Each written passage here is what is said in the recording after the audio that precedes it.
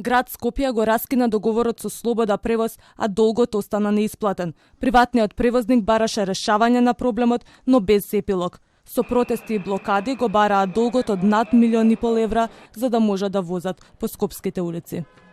Апелираме до Слобода превоз да ја ревидираат одлуката за блокирање на главниот град, бидејќи на тој начин нема да постигнат разрешување на проблемот. Напротив, на овој начин проблемот се продлабочува. Скопјани не се должни да бидат колатерална штета поради нерационалните барања на Слобода превоз. Скопјани утре со нова главоболка. Освен граѓаните кои автобусите им се алтернатива за да стигнат до своите работни места и домови, и оние кои ги користат автомобилите ќе се соочат со проблем – блокада на Илинденска. Приватните превозници Слобода превоз и Мак Експрес со 200 автобуси ќе бидат паркирани пред градското собрание. Едниот ултиматум градските власти го пробија, следниот е до понеделник. Утре од 6 часот ќе биде блокирана делумно улицата Илинденска со целата флота која што ја имаат Слобода превоз и Мак Експрес.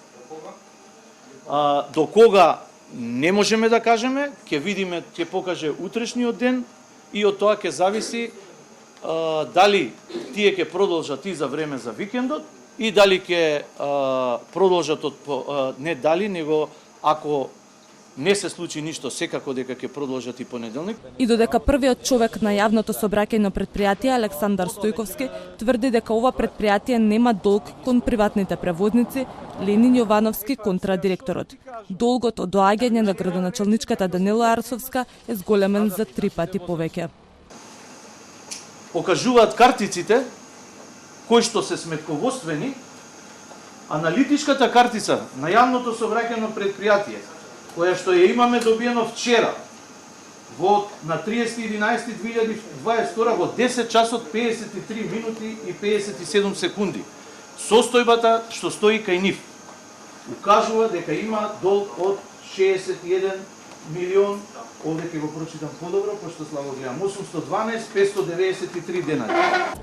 Приватните превозници Мак Експрес и Слобода превоз го поврзуваат едниот со другиот дел на градот Скопје со 15 автобуски линии. Доколку до крајот на неделава градските власти не им го подмират долгот на приватните превозници кои ги спречува да возат по скопските улици, од понеделник следува целосна блокада на градот Скопје.